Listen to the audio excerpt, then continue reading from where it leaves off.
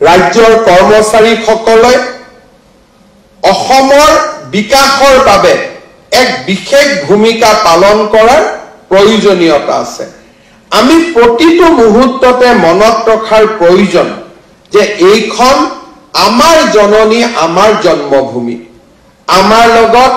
যিসকলৰ ইন্টাৰফেস হয় যাৰ লগত আমি কথা পাতো যাৰ লগত আমি যাক আমি সেৱা কৰাৰ বাবে চেষ্টা কৰো তেখেতসকলৰ আন কোনো নহয় তেখেতসকল আমাৰে আত্মীয় আমাৰে কুটুম্ব সৰকাৰখনক যেতিয়া আমি ভিতৰৰ পৰা দুৰ্বল কৰো আমি আন কাকো দুৰ্বল নকৰো আমি আমাৰ পৰিয়ালটোক দুৰ্বল কৰো সৰকাৰখনক যেতিয়া আমি দুৰ্বল কৰো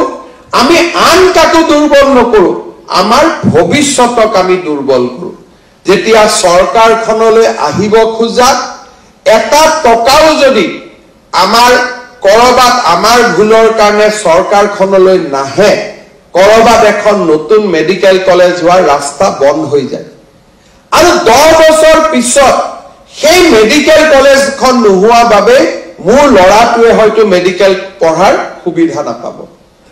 কোনোবা এটা স্থানত এটা টকা নহা বাবে বা ডক্টৰ এজনৰ পোষ্টিংৰ ফাইলটো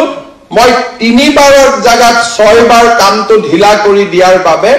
কোনোবা এখন চিকিৎসালয় ডক্টৰ জনৰ পোষ্টিং নহব দুটা দিন পিছত মই খবৰ পাম যে মোৰ খুৰা ঢুকালে কিয় ঢুকালে সেই চিকিৎসালয়খনত ডক্টৰ নাছিল কৰবাত নহয় কৰবাত আমি কৰা কামৰ প্ৰভাৱ আমাৰ নিজলৈকে উভতি আহে কাৰণ এইখন আমাৰ ৰাজ্য আমি প্ৰতিজনে আমাৰ পৰিয়াল প্ৰতিজনে আমাৰ ভৱিষ্যত শিক্ষকক নিযুক্তি লৈ আমি যেতিয়া খেলিমেলি কৰিম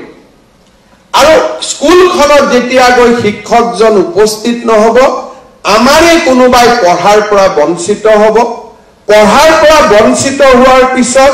সেই লৰাজন ডাঙৰ হৈ ক্ৰিমিনেল হ'ব আৰু ক্ৰিমিনেল হৈ মূল ঘৰতে আহি ডকাইতি কৰিব সিদিনাখন আমি বুজি নাপাম যে এই ডকাইতজনৰ সৃষ্টিৰ কাৰণ মই ভাবো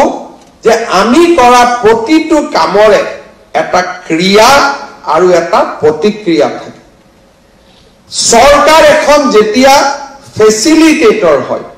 সৰকাৰ এখনে যেতিয়া শাসন কৰাৰ পৰিৱৰ্তে মানুহক সহায় কৰাৰ ভূমিকাত অৱতীৰ্ণ হয় তেতিয়া সমাজৰ পৰিৱৰ্তন হয় আৰু সৰকাৰখনৰ ব্যৱস্থা যেতিয়া আমি এক্সপ্লইট কৰি সিস্টেমৰ ভিতৰৰ পৰা আমি যেতিয়া সৰকাৰখনক দুৰ্বল কৰি দিও সেই সৰকাৰখন কেতিয়াও সফল হ'ব নোৱাৰে আৰু সৰকাৰখন সফল হ'ব নোৱাৰিলে ৰাজ্যখন বিকাশৰ গতিত কেতিয়াও আগবাঢ়ি যাব নোৱাৰে